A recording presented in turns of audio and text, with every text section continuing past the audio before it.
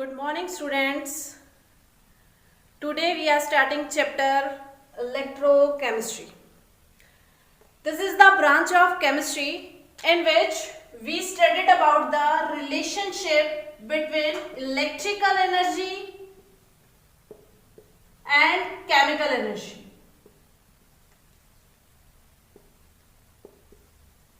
Clear? Electrochemistry, it is a branch of chemistry in which we studied about relationship between electrical energy and chemical energy.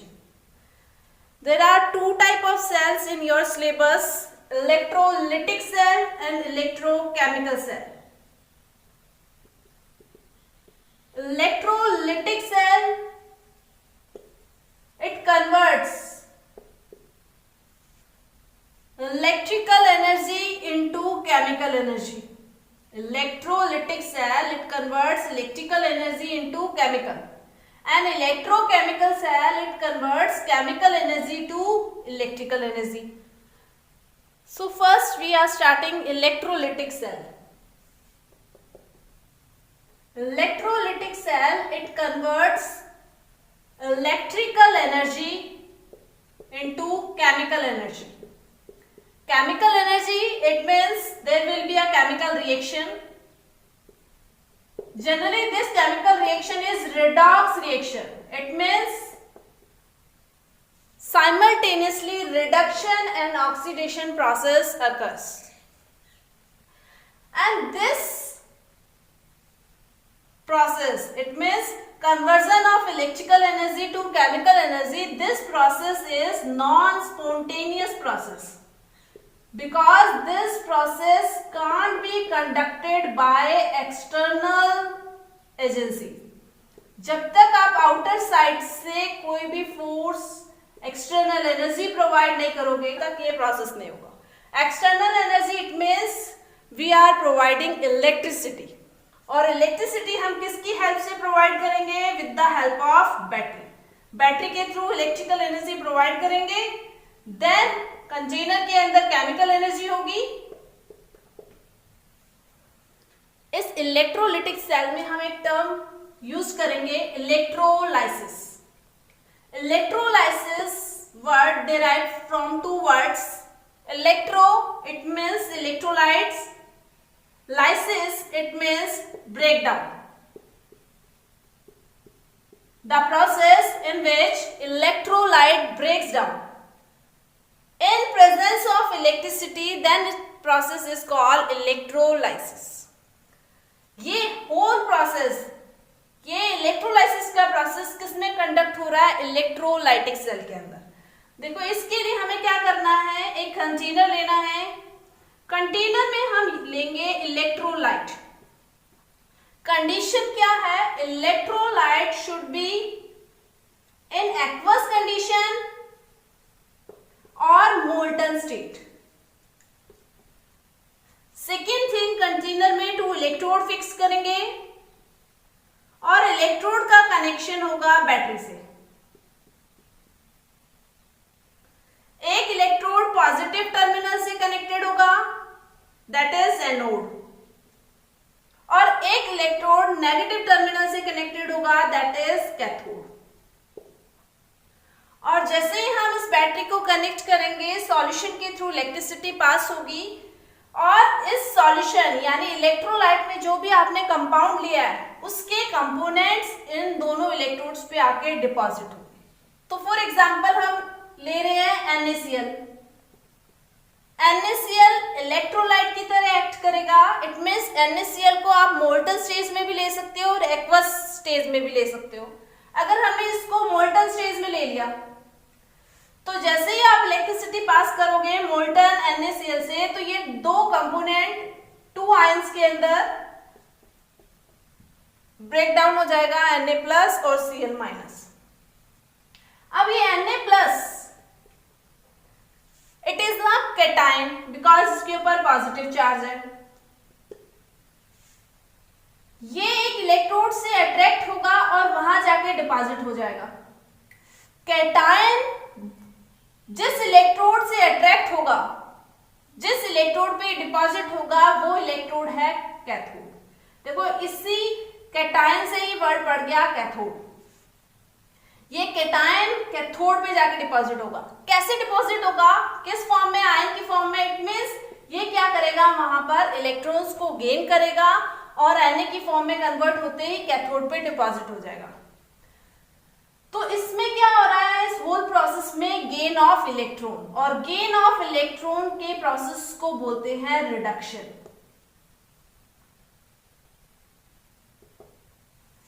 Second ion है chlorine. Chlorine क्या है, negative anion, so it attract towards anode. Anion किस पे जाके deposit होना है, anode पे। अब ये न्यूट्रल फॉर्म में कन्वर्ट होगा तभी तो डिपॉजिट होगा। सो इसके पास में जितने भी इलेक्ट्रॉन्स हैं वो इसने रिमूव करने, और किस फॉर्म में कन्वर्ट होगा, Cl ऑलवेज गैसेस फॉर्म में है, सो ये फॉर्म करेगा Cl2। सो जैसे ही रिएक्शन बैलेंस करेंगे 2Cl, और एक क्लोरीन के पास में एक इलेक्ट्रॉन है तो दो के पास में कितने हो जाएंगे, 2 इलेक्ट्रॉन। क्या हो रहा है इसके अंदर, इलेक्ट्रॉन्स का loss, and loss of electron is oxidation. तो क्या हुआ इस इलेक्ट्रोलाइटिक सेल के अंदर, first you pass the electricity through electrolyte with the help of battery, then electrolyte decompose, break down into two ions. First ion it gaining electron, and second ion it releasing electron. Gain of electron it means reduction, और loss of electron it means oxidation. तो ये cathode पर हो रहा है reduction और anode पर हो रहा है oxidation.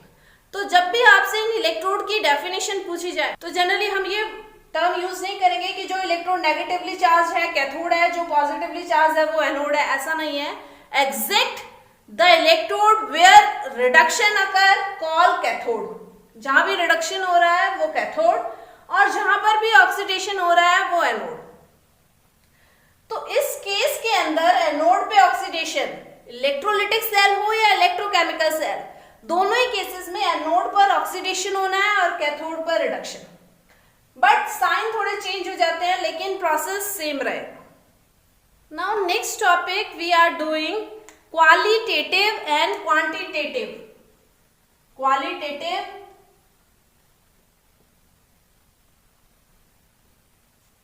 and quantitative analysis of electrolysis.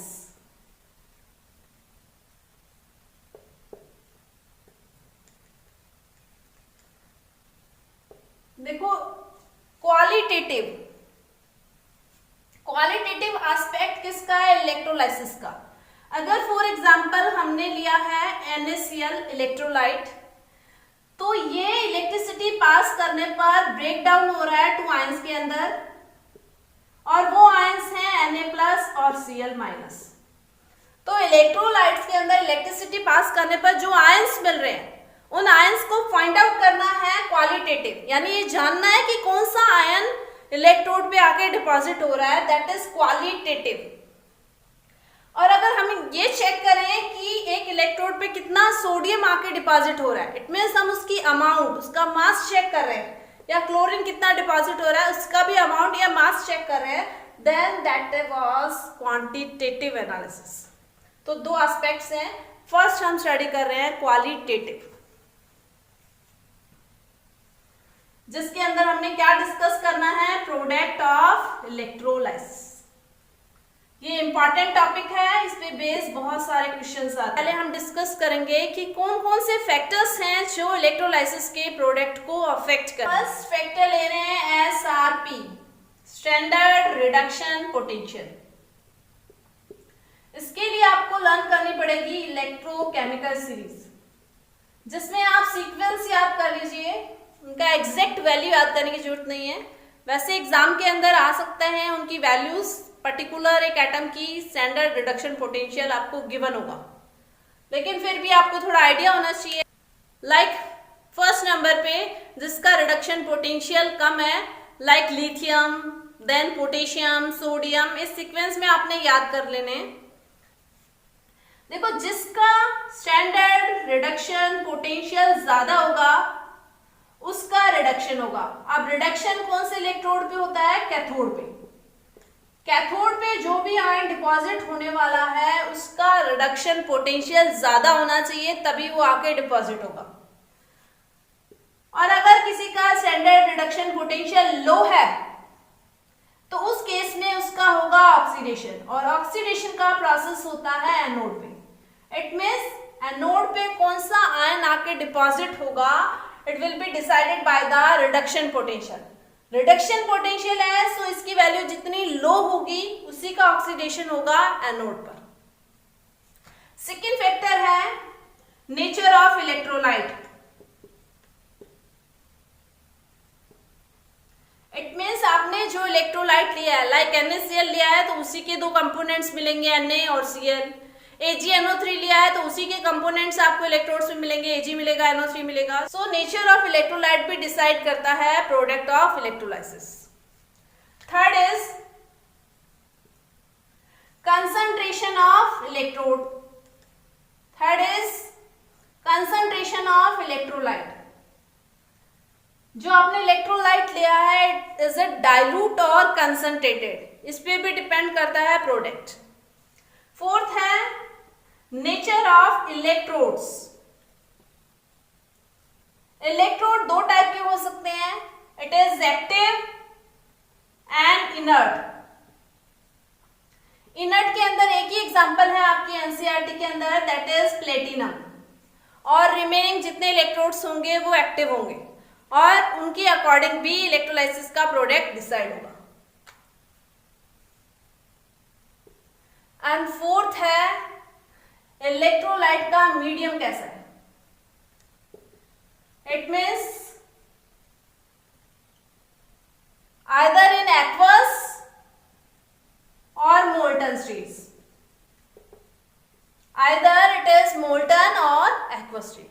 तो ये फैक्टर्स हैं standard reduction potential, nature of electrolyte, concentration of electrolyte, nature of electrode, दो हैं एक्टिव एंड इनर्ट, और मीडियम मोल्टन और एक्वस। तो इसके अकॉर्डिंग डिसाइड होंगे इलेक्ट्रोलाइसिस के प्रोडक्ट। वन बाय वन हमने इनके एग्जांपल्स कर रहे हैं। So first example electrolysis of NaCl। NaCl is present in molten state with Pt electrode, platinum electrode। देखो इलेक्ट्रोड इसमें हमने यूज किया है प्लेटिनम, तो प्लेटिनम इनर्ट इलेक्ट्रोड है सो वो रिएक्शन में पार्टिसिपेट ही नहीं करेगा, सो डिस्टर्बेंस क्रिएट नहीं होगी। इट मीन्स ये इसके अकॉर्डिंग प्रोडक्ट चेंज नहीं होंगे। अब किसका इलेक्ट्रोलाइसिस करना है, NaCl का। तो NaCl का इलेक्ट्रोलाइसिस करने पर ये टू पार्ट्स में कन्वर्ट होगा, Na+ और Cl- में। तो ये दोनों आयंस डिफरेंट इलेक्ट्रोड्स पे आके डिपॉजिट होंगे, कैथोड और एनोड पे। कैथोड पे कौन सा आयन आके डिपॉजिट होगा, केटायन Na। कैसे डिपॉजिट होगा, एक इलेक्ट्रॉन गेन करेगा और Na में कन्वर्ट हो जाएगा। Gain of electron it means reduction, तो इट मीन्स हम सही चल रहे हैं। कैथोड पे क्या हो रहा है, रिडक्शन।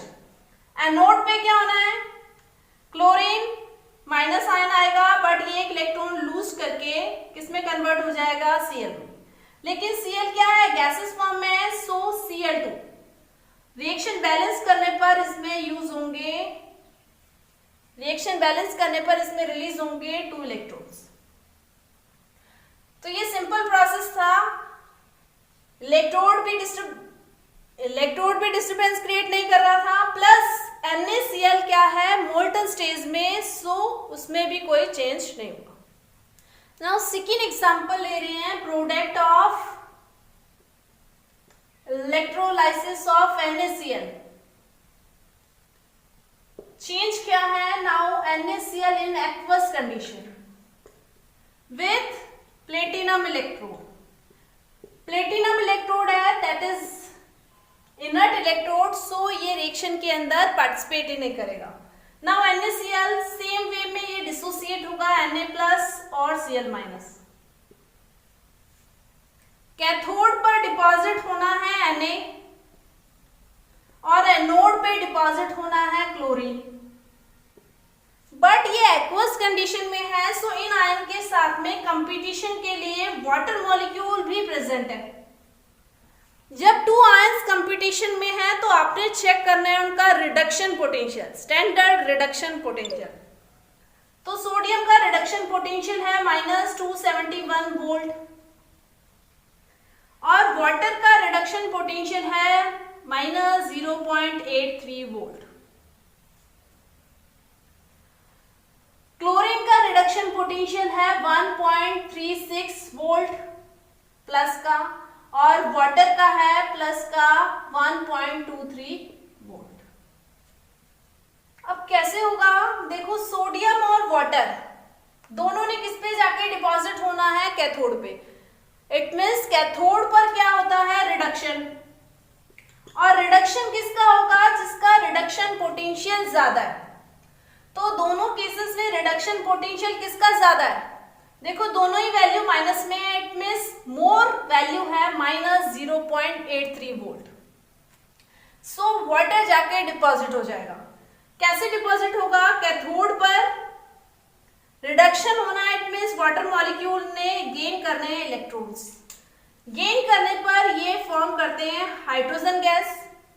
ये ऑक्सीजन क्या करती है, इस H के साथ में OH माइनस आयन भी बना लेती है।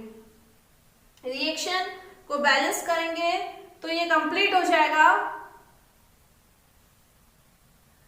यानी कौन सी गैस आई है, हाइड्रोजन। तो इट मींस कैथोड पर डिपॉजिट होगी हाइड्रोजन गैस। Na आयन क्या करेंगे, ज्यादा देर तक स्टेबल नहीं रहेंगे, इस OH माइनस से कंबाइंड होकर फॉर्म कर लेते हैं NaOH। ये प्रिपरेशन का मेथड आपने 10th 11th में स्टडी किया है, जिसमें NaCl के एक्वस सॉल्यूशन में इलेक्ट्रिसिटी पास करने पर एक NaOH बनता है और एक हाइड्रोजन गैस प्रोड्यूस होती है कैथोड पर। अब एनोड में क्या होगा, देखो एनोड पर होना है ऑक्सीडेशन, और ऑक्सीडेशन किसका होना है, जिसका रिडक्शन पोटेंशियल कम हो। इन दोनों में से रिडक्शन पोटेंशियल किसका कम है, H2O का। इट मींस एनोड पर वाटर ने जाके डिपॉजिट होना है। कैसे डिपॉजिट होगा, वाटर डिपॉजिट हो रहा है एनोड पे, इट मींस ऑक्सीडेशन, यानी ये इलेक्ट्रॉन का लॉस करेगा और क्या फॉर्म करेगा, O2 प्लस इसमें रिलीज हो जाएंगे H प्लस आयन। बैलेंस करेंगे तो ये 4H प्लस आयन 4, ये हो जाएंगे आपके 2। अब इसमें क्या प्रॉब्लम होती है, ये एक स्पेशल केस है। वाटर से ऑक्सीजन फॉर्म करने का जो प्रोसेस है वो ज्यादा इजी नहीं है, डिफिकल्ट प्रोसेस है। बिकॉज वाटर से ऑक्सीजन की जो फॉर्मेशन की जो काइनेटिक्स है बहुत ज्यादा स्लो है, स्लो प्रोसेस है, बहुत टाइम बाद बनेगा। तो इस केस में हमें वाटर से ऑक्सीजन फॉर्म करने के लिए रिएक्शन के अंदर ज्यादा पोटेंशियल देना पड़ता है। उस कंडीशन को बोलते हैं ओवर पोटेंशियल। वाटर से ऑक्सीजन फॉर्मेशन का प्रोसेस इजी नहीं है, सो हमें एक्स्ट्रा पोटेंशियल यूज करना पड़ रहा है, और वो एक्स्ट्रा पोटेंशियल अप्रोक्सीमेटली होता है 0.25। अब 0.25 अगर आप 1.23 में ऐड करोगे तो आपका आ जाएगा 1.48। अब ये रिडक्शन पोटेंशियल आपके क्लोरीन से क्या हो गया, ज्यादा।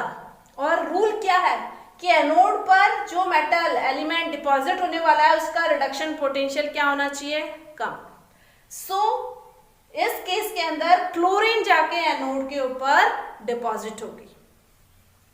और क्लोरीन कैसे डिपॉजिट होगी, क्लोरीन इलेक्ट्रॉन्स का लूज करेगी और क्लोरीन फॉर्म हो जाएगा। तो इस होल प्रोसेस में NaCl के एक्वस सॉल्यूशन के अंदर इलेक्ट्रिसिटी पास करने पर H2 कैथोड पर, Cl2 एनोड पर, प्लस Na आयन रिलीज हो रहे थे और OH, वो दोनों मिक्स होके बना लेंगे NaOH। Now third example, electrolysis of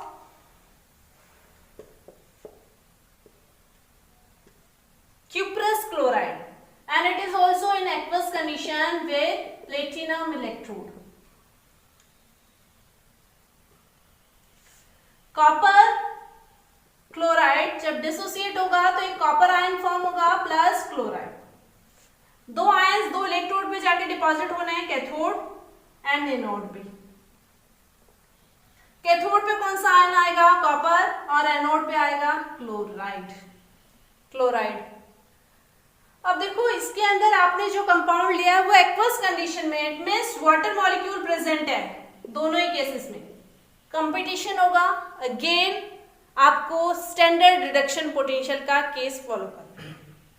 copper का स्टैंडर्ड रिडक्शन पोटेंशियल होता है 0.34 प्लस में, और वाटर का रिडक्शन पोटेंशियल होता है -0.83 वोल्ट। क्लोरीन का हमने अभी किया है, इसका रिडक्शन पोटेंशियल होता है 1.36 वोल्ट और वाटर का है 1.23 वोल्ट। कैथोड पर होना है रिडक्शन, किसका रिडक्शन ज्यादा होना है? जिसका रिडक्शन पोटेंशियल ज्यादा हो। दोनों में चेक करेंगे तो किसका रिडक्शन पोटेंशियल ज्यादा है? पॉजिटिव वैल्यू 0.34, तो ऑब्वियसली कॉपर जाके डिपॉजिट होगा। क्या करेगा? इलेक्ट्रॉन्स गेन करेगा। कॉपर को 2 इलेक्ट्रॉन्स चाहिए तो कॉपर कैथोड पे आके डिपॉजिट होगा। नाउ एनोड पे देखो, एनोड पर होना है ऑक्सीडेशन, और जिसका रिडक्शन पोटेंशियल लो है इट मींस वाटर। लेकिन अगेन इसमें क्या होना है? वाटर से फॉर्म होना है O2 प्लस H प्लस और इलेक्ट्रॉन। अगेन वाटर से ऑक्सीजन की फॉर्मेशन पॉसिबल नहीं है, सो इस केस में अगेन हमें ज्यादा पोटेंशियल लगाना है, और ज्यादा पोटेंशियल लगते ही इसका रिडक्शन पोटेंशियल ज्यादा हो जाएगा। तो इस केस में भी क्लोरीन ही डिपॉजिट होगी। सो इस केस में भी क्लोरीन ही डिपॉजिट होगी in the form of chlorine gas. So standard reduction potential के साथ साथ इलेक्ट्रोड्स प्लस मीडियम भी डिसाइड कर रहे हैं इलेक्ट्रोलाइसिस के प्रोडक्ट। सो फोर्थ कर रहे हैं product of electrolysis of silver nitrate with platinum electrode। Again platinum electrode inert, so reaction के अंदर पार्टिसिपेट नहीं करेगा। AgNO3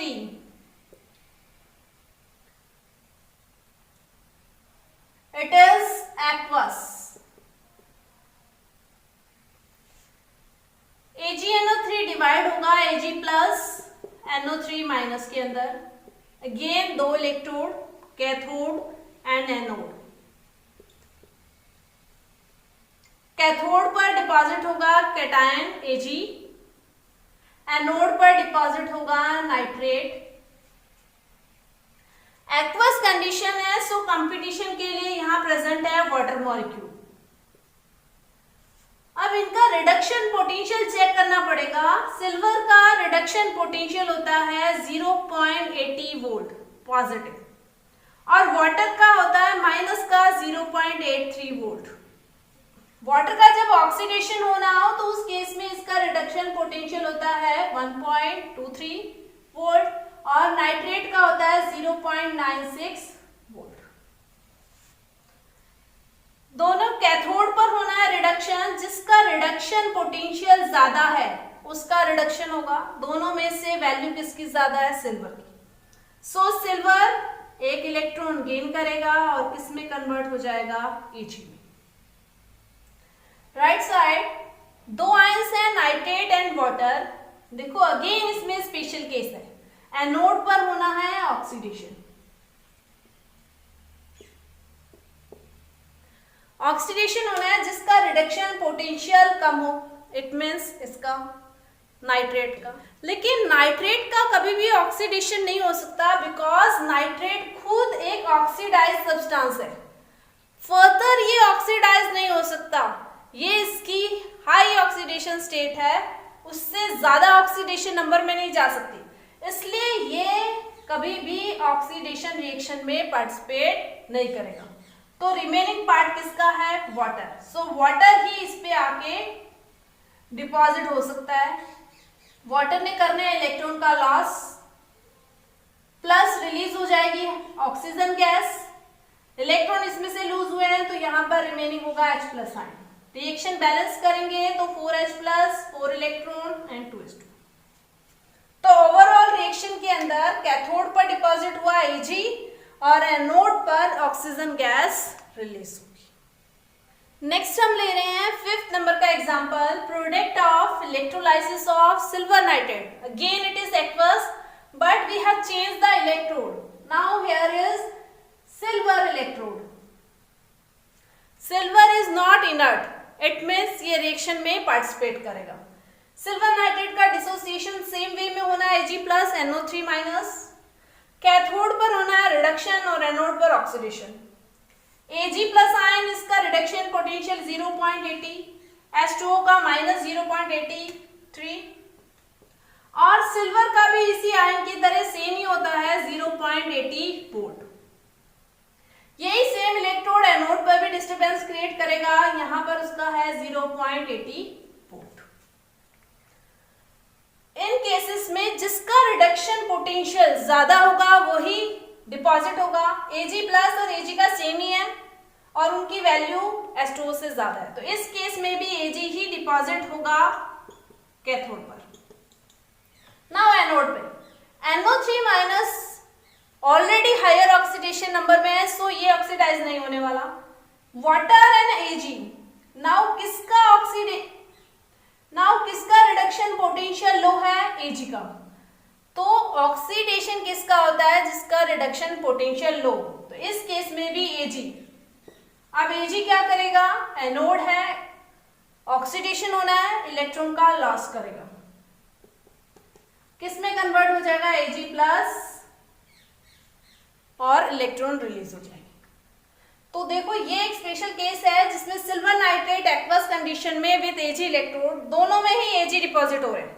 एक में Ag डिपॉजिट हो रहा है और एनोड पर सिल्वर डिसॉल्व हो रहा है।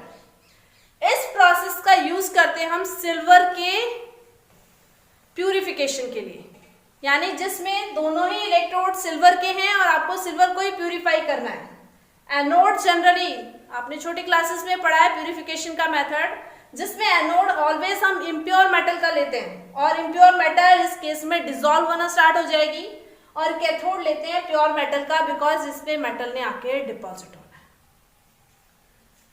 नाउ नेक्स्ट टॉपिक कर रहे हैं quantitative analysis. It means electrode पर जो आयंस डिपॉजिट हो रहे हैं उनकी कितनी अमाउंट आके डिपॉजिट होगी। क्वांटिटेटिव एनालिसिस से रिलेटेड स्टडी की थी साइंटिस्ट फेराडे ने। सो इसी पे बेस दो लॉ हैं फेराडे के। फर्स्ट लॉ कर रहे हैं अपने, according to this law when we pass electricity through electrolyte,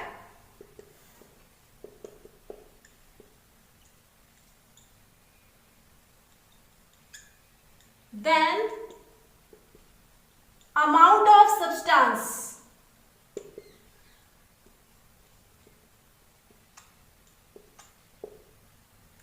that is deposited on electrode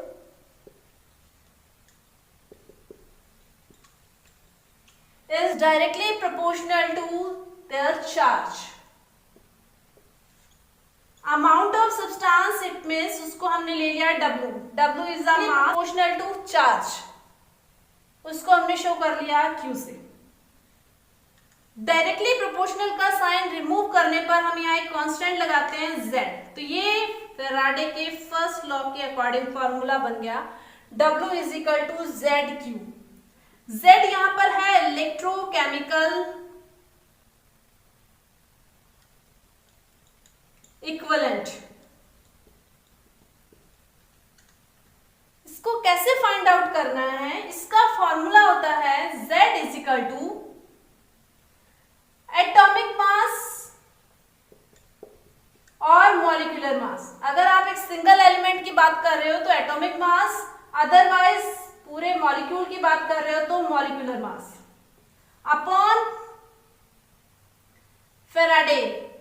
Faraday की वैल्यू होती है 96500 कूलम इनटू वैलेंसी। उस एटम पे, उस आयन पे जो वैलेंसी, जो चार्ज प्रेजेंट है, उससे आपने इसको डिवाइड करना है। तो फॉर्मूला हो गया Z is equal to, molecular mass की जगह हमने ले लिया m, F और वैलेंसी के लिए वर्ड यूज कर लिया n। और एज वी नो, चार्ज को हम कैसे फाइंड आउट करते हैं? I इंटू टी से, Q is equal to I T. तो इससे ये फॉर्मूला भी बन सकता है W is equal to Z I T. और अगर हम Z की वैल्यू भी पुट कर दें, W is equal to M upon F into N और इधर I T, M I T upon F N. इसी फॉर्मूले की हम दूसरे फॉर्म भी बना सकते हैं, W is equal to M upon F into N, यहां इंटू में आई इंटू टी। देखो अगर हम इस m को इधर ले आए तो क्या बन जाएगा? W by M is equal to I T upon F into N. W क्या है एक्चुअल के अंदर? मास, और m is molar mass. Mass upon molar mass, it is also called moles. यानी डायरेक्टली हम इससे मोल्स भी निकाल सकते हैं। Moles is equal to I T upon F into N. इसी भी बेस हम एक न्यूमेरिकल कर रहे हैं। A solution of nickel nitrate is electrolyzed between platinum electrodes using a current of 5 ampere for 20 minutes.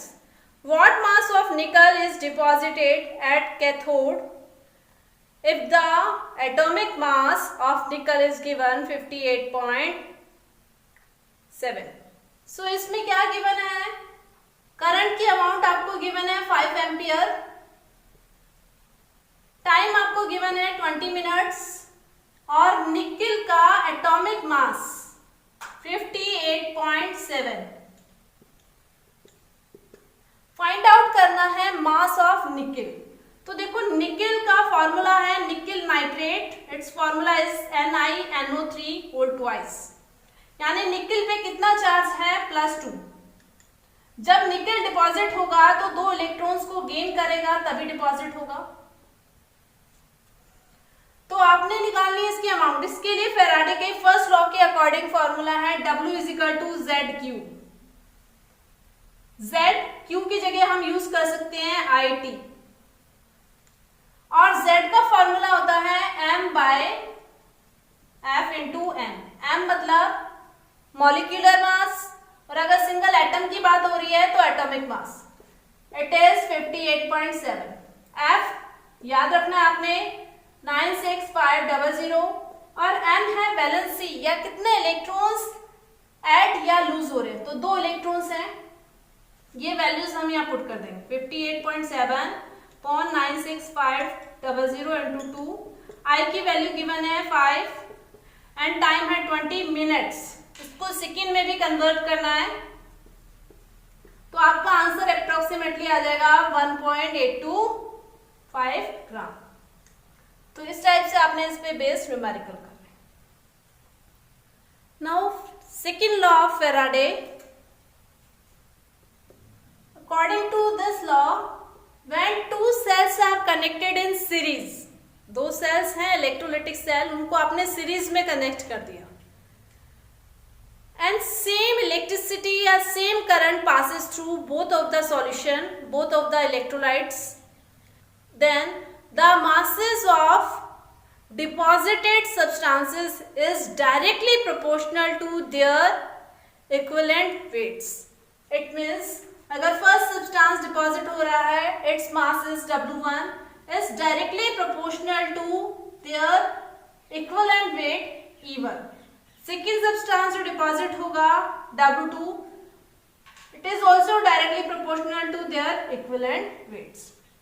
देखो ये सेकेंड लॉ भी फर्स्ट लॉ से ही डेराइव हुआ है। देखो फर्स्ट लॉ हमने किया था W is equal to ZQ। Z को थोड़ा सिंप्लीफाई कर दिया था, molecular mass upon NF into IT। इसको थोड़ा और सिंप्लीफाई कर दिया था हमने Z को, Z is equal to M upon NF into Q। Second law में दोनों सेल्स को कनेक्ट किया है और कंडीशन क्या लिया है, व्हेन सेम करंट या electricity passes through the solution. Same current it means same charge, ये वैल्यू क्या होगी, कांस्टेंट। और Faraday it is already constant, it's value is 96500 coulomb. And molecular mass upon N, molecular mass upon valency, this term is called equivalent weight।